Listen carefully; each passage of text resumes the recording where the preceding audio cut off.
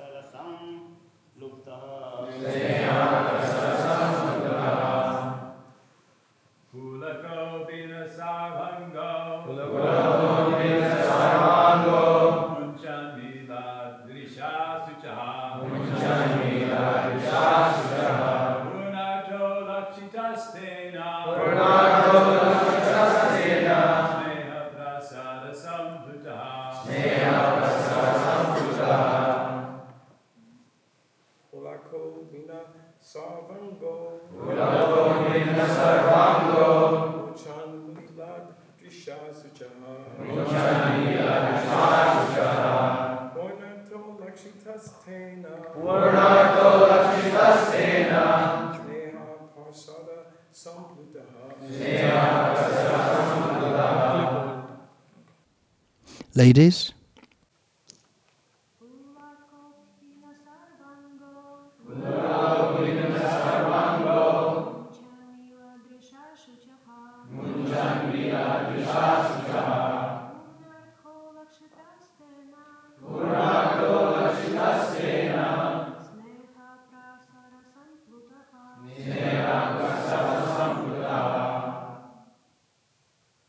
Pulaka Uddhava, bodily changes of transcendental ecstasy. Sarava Angaha, every part of the body. Munchan, smearing. Milat, opening. Drisha, by the eyes. Shuchaha, tears of grief. Purna, artha, complete achievement. Lakshitaha, thus observed. Tena, by Vidura. Sneha, prasara, extensive love. Samplutaha, thoroughly assimilated. It was so observed by Vidura that Uddhava had all the transcendental bodily changes due to total ecstasy, and he was trying to wipe away tears of separation from his eyes. Thus, Vidura could understand that Uddhava had completely assimilated extensive love for the Lord. Purport. The symptoms of the highest order of devotional life were observed by Vidura, an experienced devotee of the Lord, and he confirmed Uddhava's perfectional stage of love of Godhead. Ecstatic bodily changes are manifested from the spiritual plane and are not artificial expressions developed by practice. There are 3 different stages of development in devotional service. The first stage is that of following the regulative principles prescribed in the codes of devotional service. The second stage is that of assimilation and realization of the steady condition of devotional service. And the last stage is that of ecstasy, symptomized by transcendental bodily expression. The 9 different modes of devotional service, such as hearing, chanting, and remembering, are the beginning of the process. By regular hearing of the glories and pastimes of the Lord, the impurities in the student's heart begin to be washed off. The more one is cleansed of impurities, the more one becomes fixed in devotional service. Gradually, the activities take the forms of steadiness, firm faith, taste, realization, and assimilation, one after another.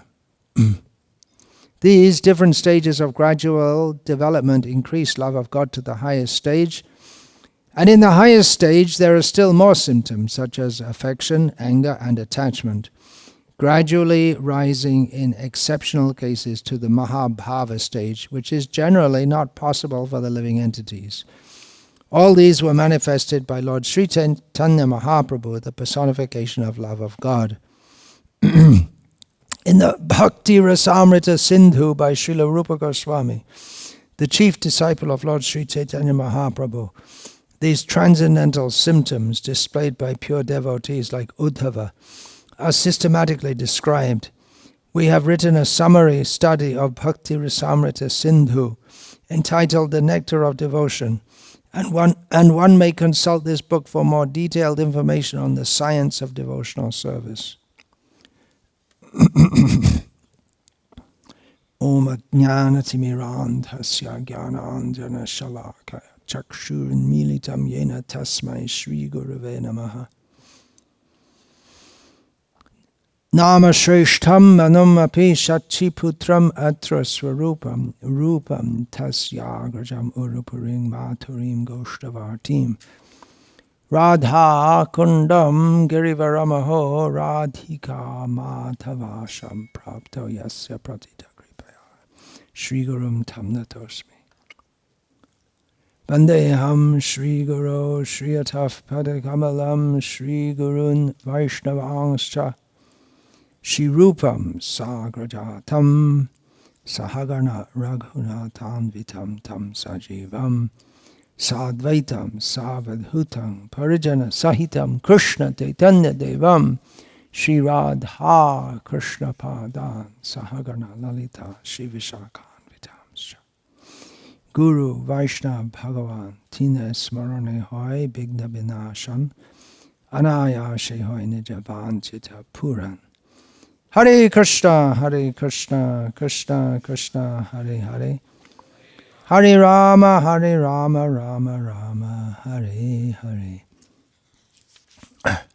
Describing the ecstasy of Uddhava as observed by Vidura.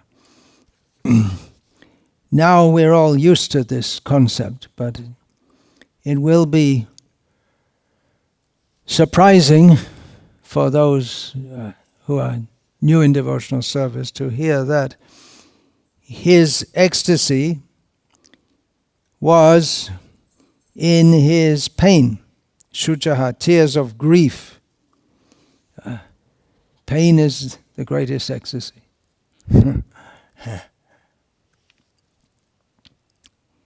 That the gopis quoted from the example of Pingala, Nairasha Paramasukha, disappointment is the greatest happiness. It sounds contradictory. That is the fact in the spiritual existence at the highest stage, which is being exhibited by Uddhava. And we are supposed to, by hearing about Uddhava, gain the desire to follow in his footsteps and become like him. Uddhava, Vidura, there are so many described in Bhagavatam, their loving feelings for Krishna. So we are supposed to come to that stage. We're now in the conditioned stage, but we are here to develop love of Krishna. Develop, more accurately, to recover our dormant love of Krishna. Srila Prabhupada warns in this purport not to artificially try to express symptoms of love of God. He writes about artificial expressions developed by practice. But then Srila Prabhupada goes on to explain there's another kind of practice by which we can actually come to that stage. We may think, well, love of Godhead, that's the goal. What's it like? Okay, you cry, you shiver, you fall on the ground. Okay, let's do it. But it's not possible to, simply by showing the symptoms, to actually have the same feeling in the heart. An actor on a stage can feel it. It invokes feelings in the audience. A good actor can invoke, that's the whole point, to invoke feelings in the audience. But it's just a show. He'll be on the stage, two people will be shouting and insulting and fighting as if to kill each other. Then they'll go backstage and they'll be laughing and joking. It's just a drama, that's all. We have in Chaitanya Bhagavat a narration of how Haridas Thakur was in complete ecstasy, and everyone was, the local people were appreciating his symptoms of ecstasy. And a Brahmin was there who was not very happy that this Haridas, who's from a Muslim background, is being so much praised, and he thought, well, they can praise me too. So then he started imitating the symptoms of Haridas, and then a snake charmer or whatever, he started beating. He was someone whose whole body was taken over by the spirit of a snake, started beating. You don't beat a Brahmana, but he did, because he was just cheating. And the Brahmana felt the pain. And whereas Haridas, when he was actually beaten very severely, he didn't feel any pain at all, because he was so absorbed in chanting Hare Krishna. So if you think that someone is imitating, you could try beating them and see what their reaction is. But it's not recommended. We have I recorded that in Bhaktisiddhanta Vaibhav, that one person, he was imitating these symptoms, but in the presence of Gauriya Mat devotees, and they just ignored him, that's all. They just ignored him. And he was in the hot sun, and even some ants came and started biting him, but he just made a show as if it was all, as if he was absorbed. Eventually he just got up and walked away disappointed. So it's not for imitation, it is for emulation, to gradually come to that stage. And Srila Prabhupada writes about following the regulative principles prescribed in the codes of devotional service. How many times Srila Prabhupada emphasized this? If we read Srila Prabhupada's letters, when he sent letters accepting disciples for initiation, he would always write, follow the 4 regulative principles, rise early, associate with devotees, regularly discuss the topics in the class, go for Sankirtan. When he was writing to temple presidents and GPC members, again and again and again, he would say, follow these principles. You have to do it personally, show by example. In one letter, Srila Prabhupada wrote that the first duty of the GBC is to see that all the members are following all these principles, rising early, following the 4 regulated principles, and said by leading by example, they should set example. Again and again and again, Srila Prabhupada wrote about this. In the beginning, Srila Prabhupada was very liberal with initiation, but he became more strict, and he instituted this program that devotees have to follow to help keep them on track, seeing that so many fell away. Adhikari Prabhu, when he arrived here, gave a short talk, and he was entreating the devotees, now you're here, very good, now stay for life. How are you going to stay for life? Well, how do you stay alive? Stay for life means you have to stay alive, right? So we stay alive in Krishna consciousness by following all these principles. Srila Prabhupada he expressed several times that he was not very confident of success in spreading Krishna consciousness when he came to the West, because he cited his godbrother, that was Goswami Maharaj, who had met one big lord in England, Lord Ronaldshay, Earl of Zetland, and the Lord, who was very, here I'm talking about the Lord, not Krishna, but Lord Ronaldshay. He had been in India, and he was very sympathetic to the Gauriya Math cause. He had been government, British Empire duty in India. So he was very sympathetic to the Gauriya Math. But one time he jokingly asked Goswami Maharaj, can you make me into a Brahmana?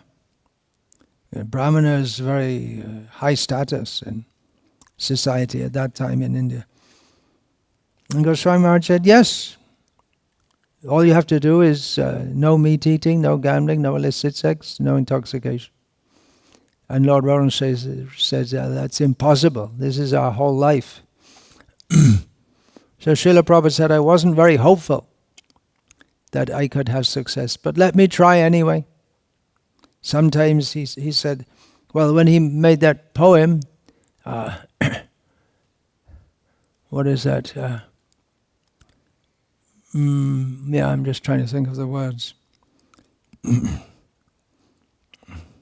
That he said that the holy names will spread by the desire of Chaitanya Mahaprabhu and Bhaktisiddhanta, so it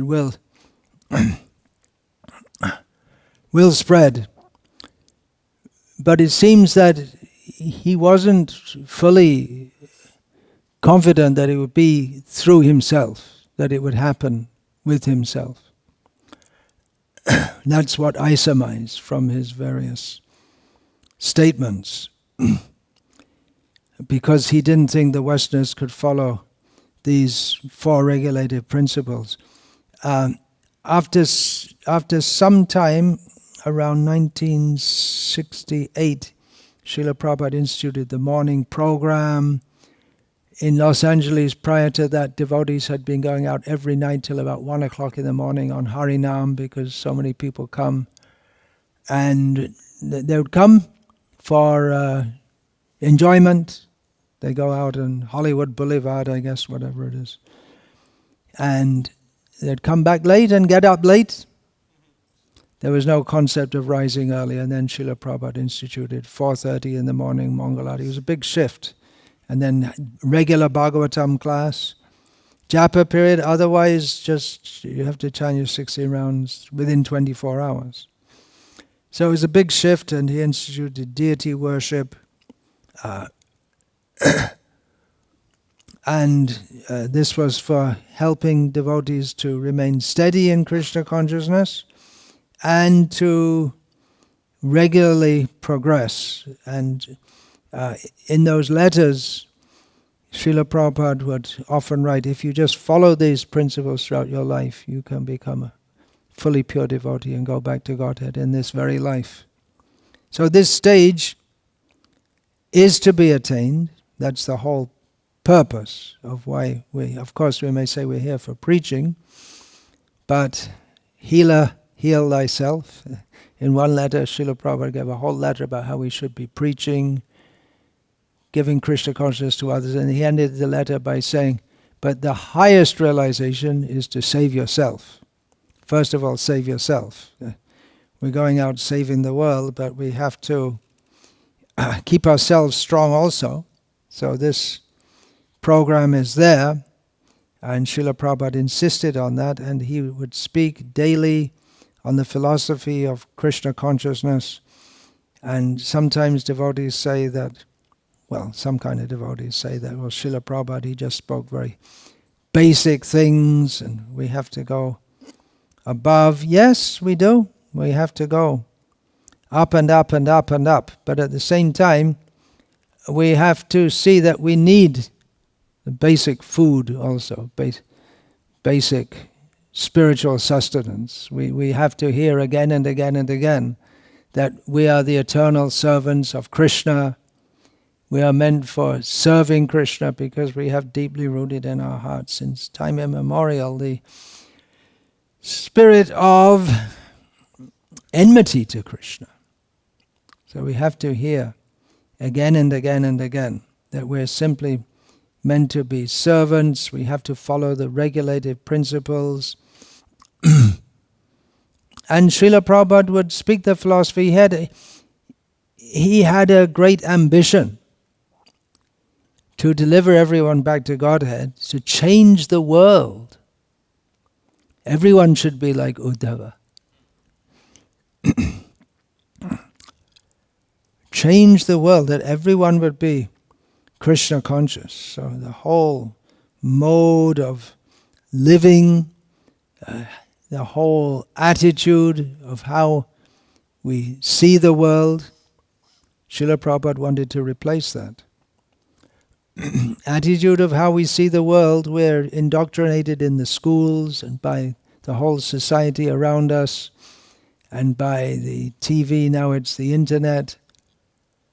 And the basic message we all pick up is Ishvaro Aham Bhogi.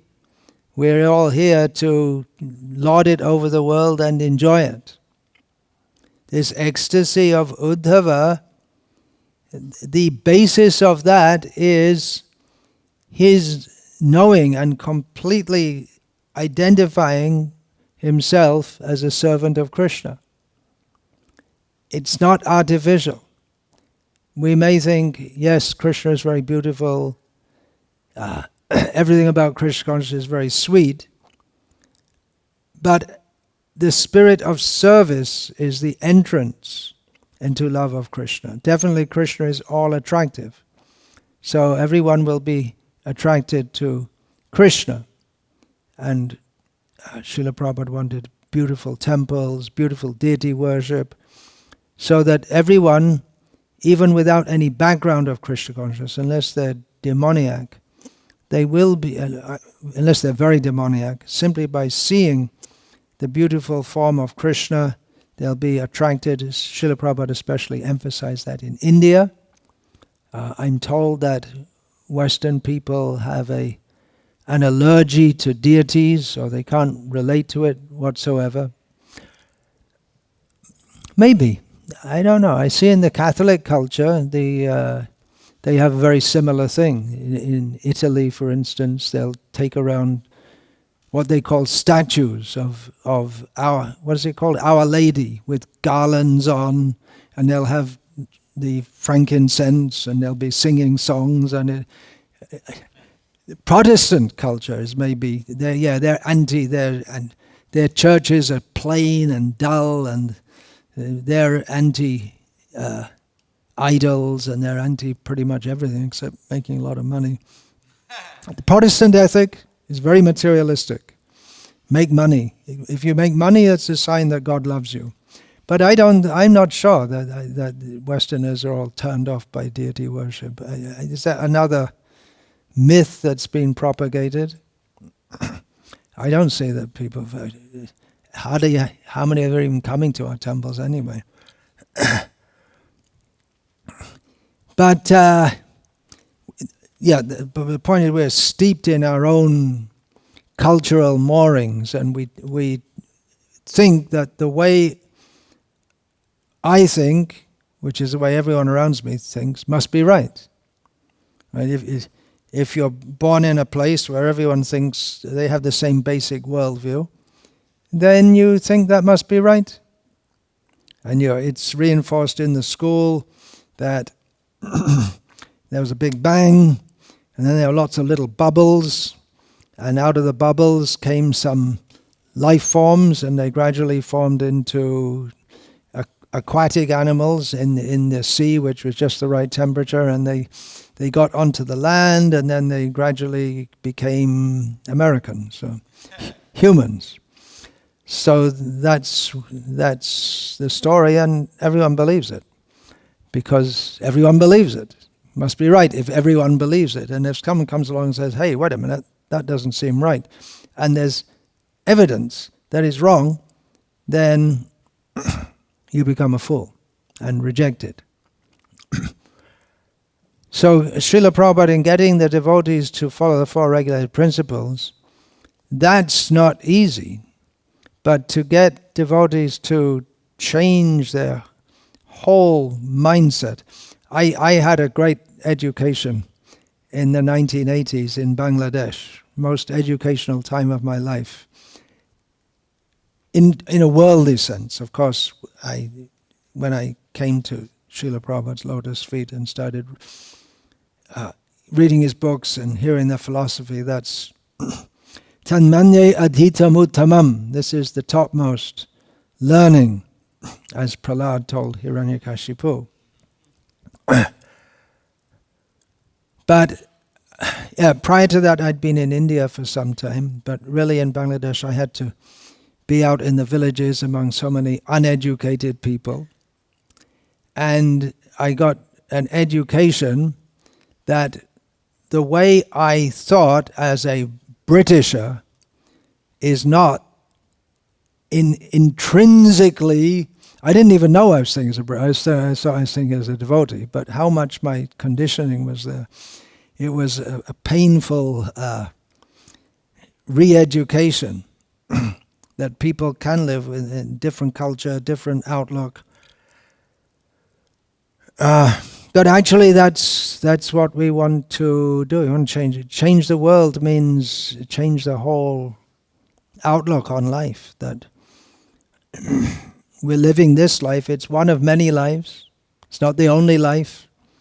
This body is not me. In Vedic society, that point that this body is not me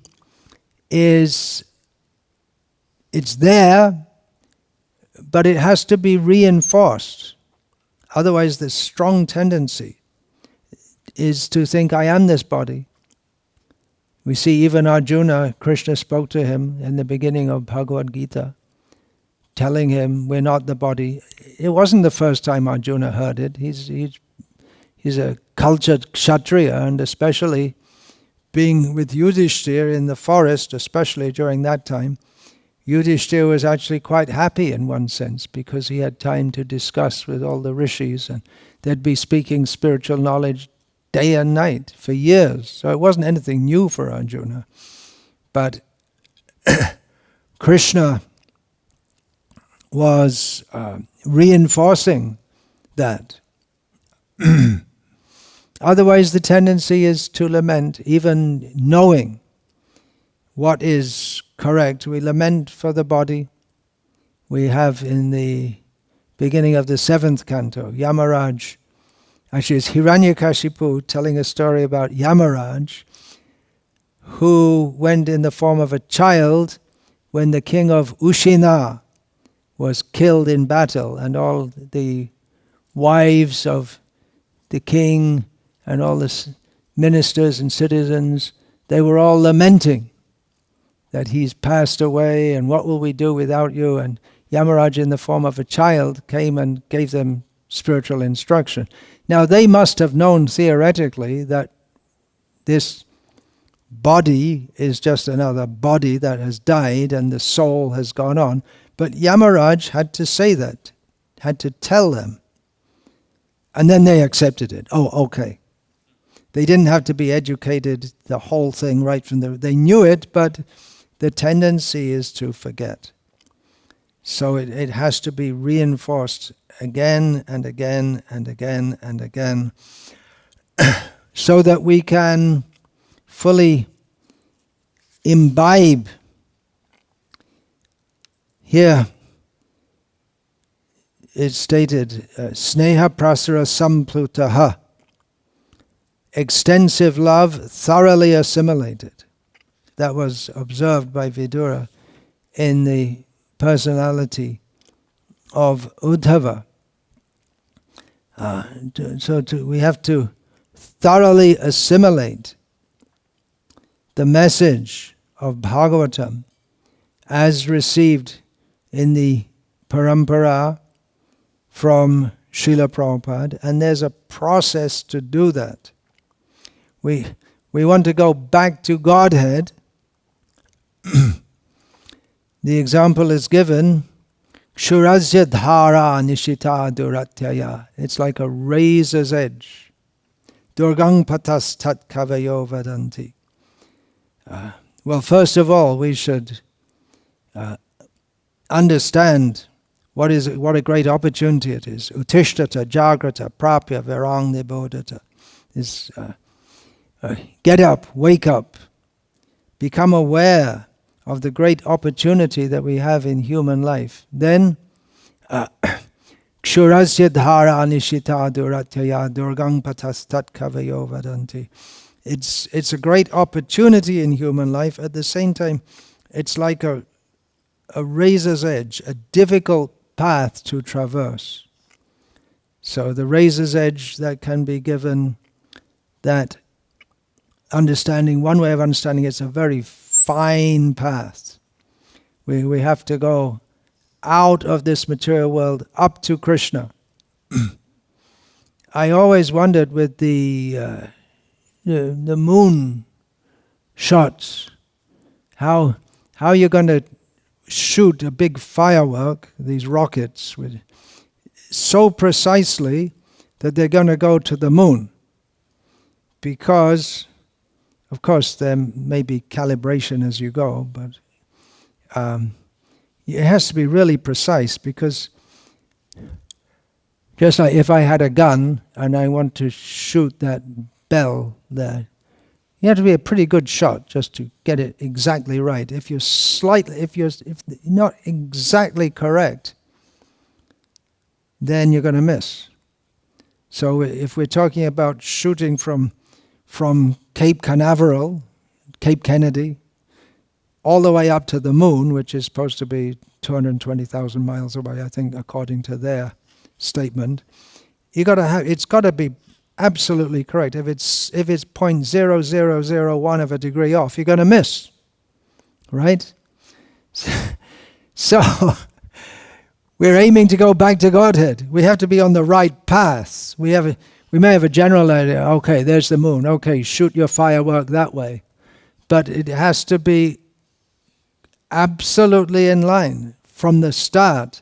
And when we're going, there has to be correction also, but that correction has to be very fine so we stay on the right path. Otherwise, we miss. And we can go on doing that life after life, keep on missing. So many children are born to devotees, and we can understand from their previous life they're devotees. How long is it going to go on?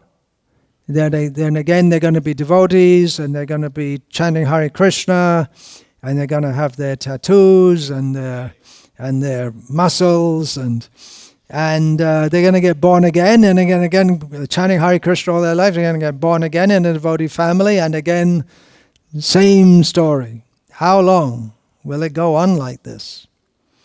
And we'll hear about Uddhava, not so much, more about the gopis, and like it. We like to hear it. Well, that's very, it's a great fortune if we like to hear about the gopis, but to actually become like them, we have to go exactly on the right path. And yeah, I saw that point that Srila Prabhupada, he gave all these principles, and he also gave the whole philosophy. And it has to be understood very clearly, because if we tweak it a little bit, then we're not going to get the same result. Fine-tuning, tuning into the radio station. Now people won't understand this, but there used to be radios with knobs. I don't know if any of you even saw that.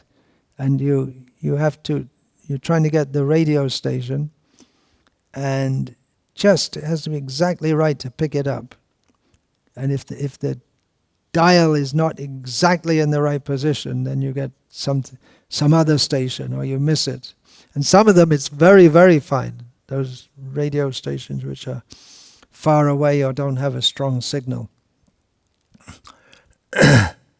So getting on the right path, staying on the right path, and we'll go back to Godhead.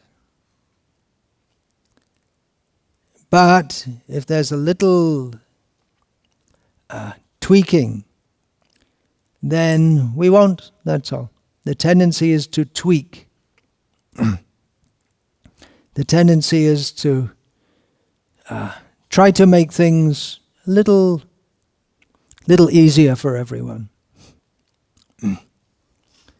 You don't have to be fully Krishna conscious. Even if you're 75%, 45%, we've heard this. It's a quote from someone. It's not what Prabhupada said. Prabhupada said you have to be completely free of all desires to go back to Godhead, because if you still want to eat vegan pizza or whatever, it used to be sweet balls, but now it's become vegan pizza. If you have a material desire to do that, then you're going to have to come back, because they don't have vegan pizzas in Krishna Loka. At least we don't hear any descriptions of that. In fact, if you want to be a vegan, there's no way you're going to go to Vrindavan. No way. But these things, they enter. It makes it easy. It makes it easier to remain in this broader society among us.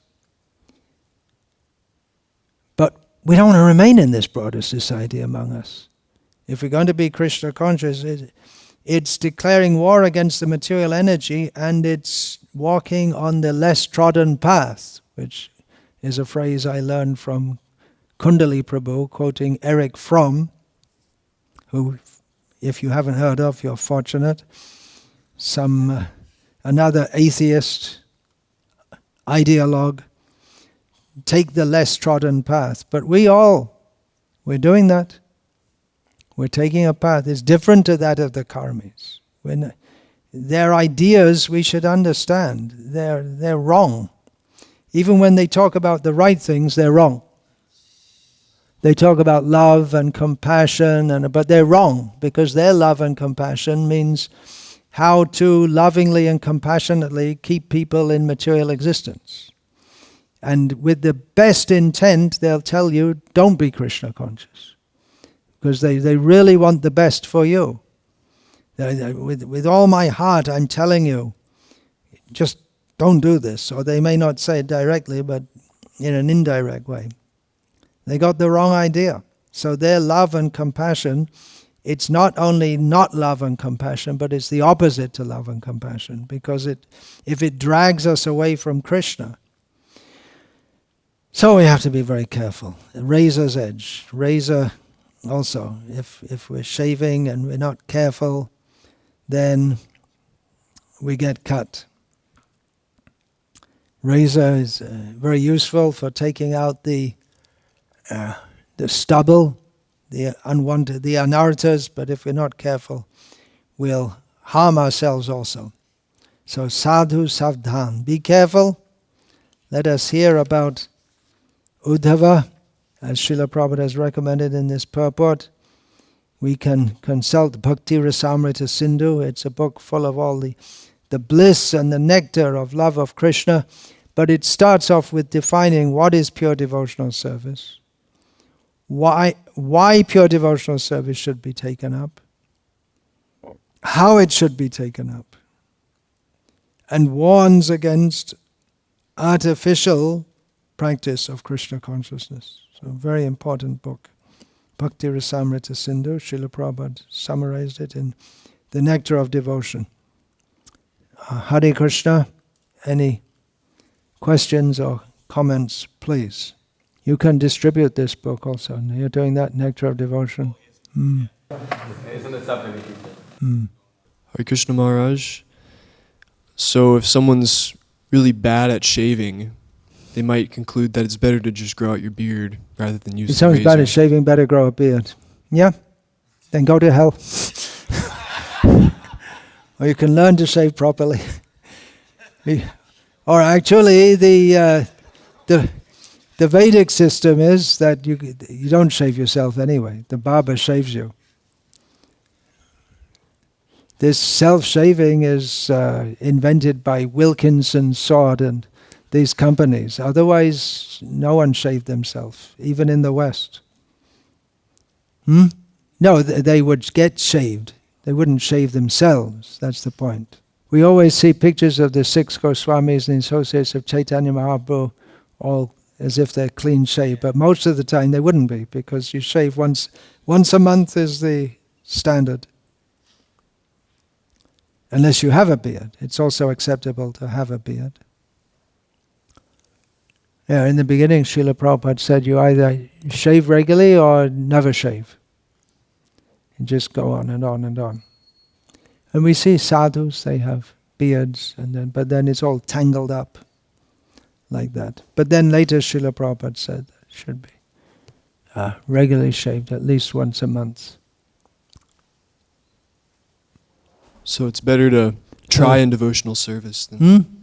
It's better to try and fail in... It's better to try in devotional service. Of course, this shaving analogy, you can't... It's an analogy. Not that you have to put everything in devotional service and squeeze it into that analogy. It's just stressing the point that we have to be careful. That doesn't mean you have to say, so what's taking prasadam got to do with shaving? It's just an analogy, that's all. Yeah, Adhikata Prabhu. Analogies, then they stress some points, but an analogy will never completely cover the whole gamut of possibilities of what it's an analogy for. Hare Krishna Maharaj. I was just going to make a comment that, devotional service is not so easy. Following strictly for your whole life is not so easy. And, the rare people like yourself who... And yourself? Huh? Well, you're a sannyasi, you've never got entangled in the material life so much.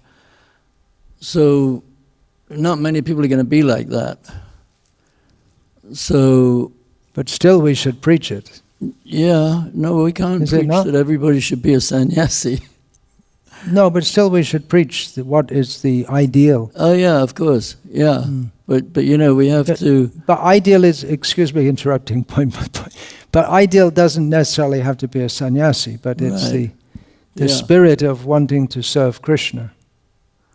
Yeah, of course.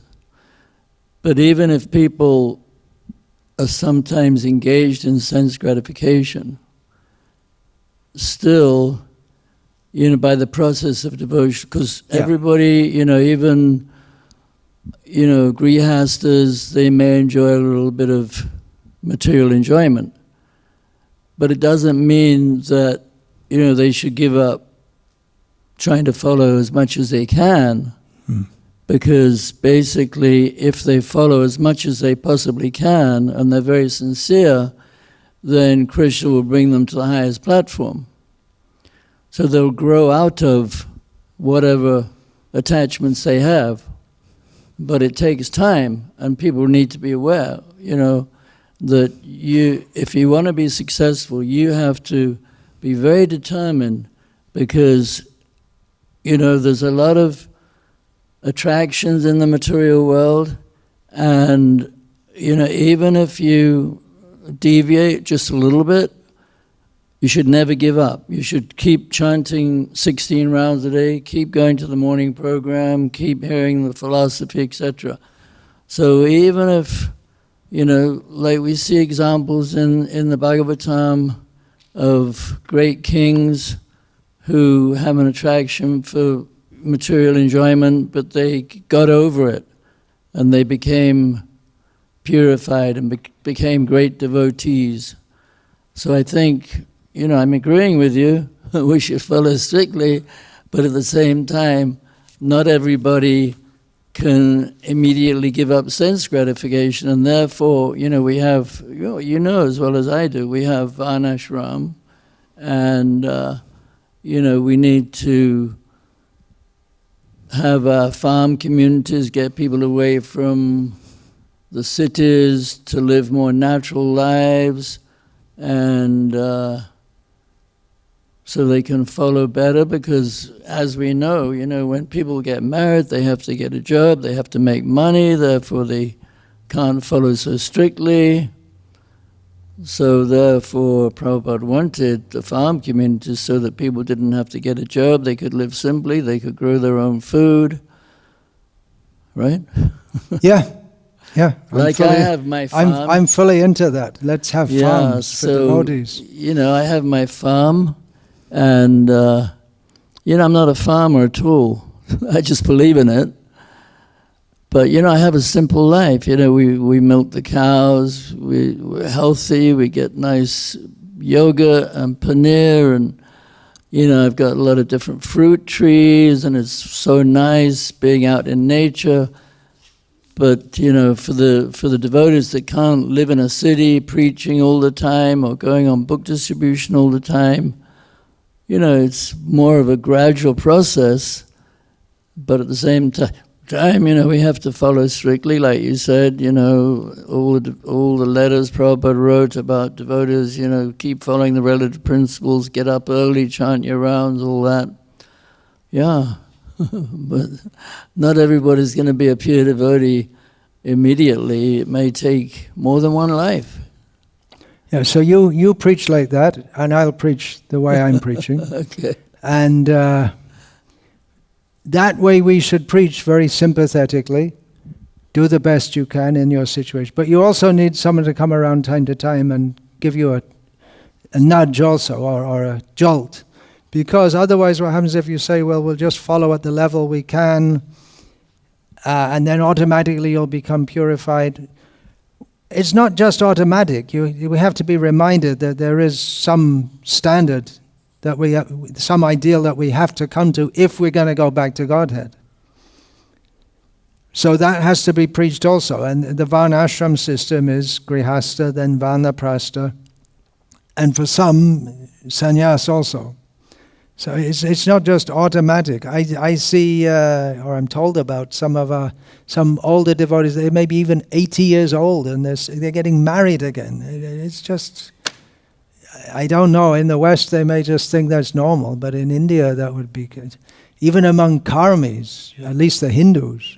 I don't know about the Muslims. The Muslims they can do, but among Hindus, it would be considered very low there class. Was, if I could interrupt, sorry, there was one there's a conversation with Prabhupada. Yeah, and he said an 80-year-old man can marry an 80-year-old girl. He used to fall asleep when he paid his obeisances, and he got remarried. And Tamal Krishna Maharaj, he said, well, people must have been very surprised. He said, oh, Prabhupada said, oh, well, they didn't, you know. So yeah, Srila Prabhupada was pointing to the ideal, and he was practical and merciful also.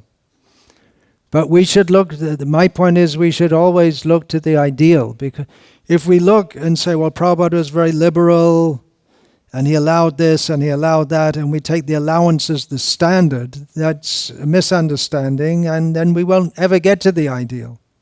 Yeah, you're right. I agree. We take the exception as the rule, and then we don't get to the proper standard. So we should, and I don't think we should be preaching that following these principles and the regulative principles and all the program, it's something rare for a few people. Everyone can do it through their life. What is the difficulty? The farm communities will help that. The way of life in the Western world is set up to make you a mudha and just work. The farm communities will facilitate that. That's one major reason why Srila Prabhupada wanted that. Okay, now Thank you. Hare Krishna.